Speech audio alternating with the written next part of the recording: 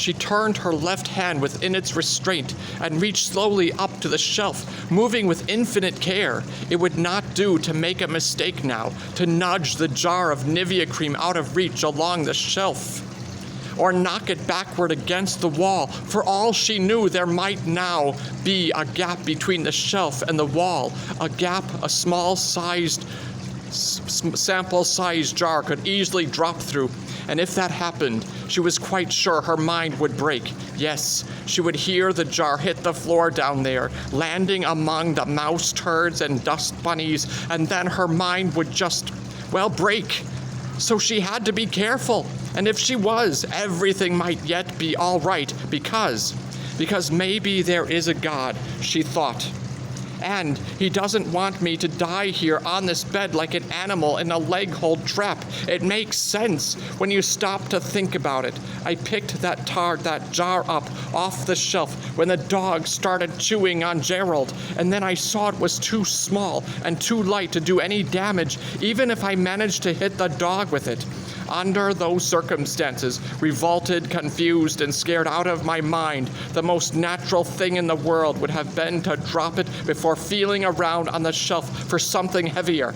Instead of doing that, I picked it back on the shelf. Why would I or anyone else do such an illogical thing? God, that's why.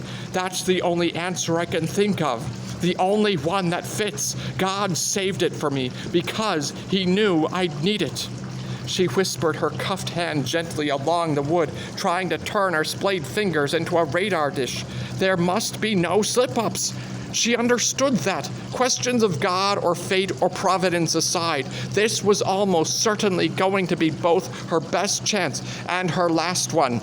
And as her fingers touched the smooth, curved surface of the jar, a snatch of talking blues occurred to her, a little Dust Bowl ditty probably composed of Woody Guthrie. She had first heard it sung by Tom Rush back in her college days. If you want to go to heaven, let me tell you how to do it. You gotta grease your feet with a little mutton suet. You just slide out at the devil's hand and ooze on over to the promised land. Take it easy. Go greasy. She slipped her fingers around the jar, ignoring the rusty pull of her shoulder muscles, moving with a slow, caressing care, and hooked the jar gently toward her. Now she knew how safecrackers felt when they were using nitro. Take it easy, she thought. Go greasy. Had truer words ever been spoken the whole history of the world? I don't think so, my dear, she said in her snottiest Elizabeth Taylor, a hot tin roof voice.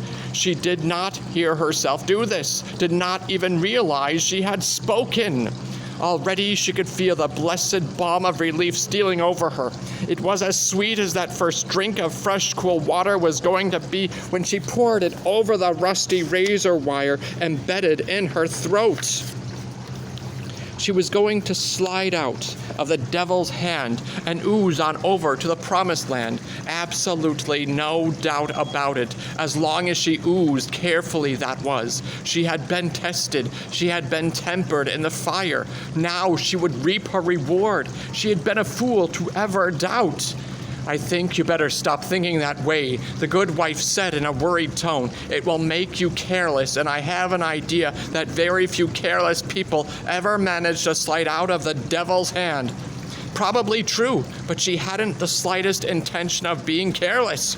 She had spent the last 21 hours in hell, and no one knew any better than she did how much was riding on this one. No one could know, not ever. I'll be careful, Jessie crooned. I'll think out every step, I promise I will, and then I'll... She would what? Why? She would go greasy, of course, not just until she got out of the handcuffs, but from now on. Jessie suddenly heard herself talking to God again, and this time she did it with an easy fluency. I want to make you a promise, she told God. I promise to go right on oozing. I'm going to start by having a big spring cleaning inside my head and throwing out all the broken stuff and the toys I outgrew a long time ago. All the stuff that isn't doing anything but taking up space and contributing to the fire hazard. In other words, I might call Nora Callaghan and ask her if she wants to help. I think I might call Carol Simmons, too. Carol Rittenhouse these days, of course. If there's anyone in our old bunch who still knows where Ruth Neary is, it'll be Carol.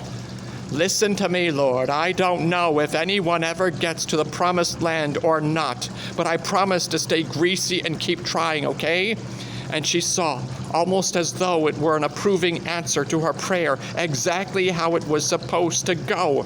Getting the top off the jar would be the toughest part. It would require patience and great care, but she would be helped by its unusually small size. Plant the jar's base on the palm of her left hand.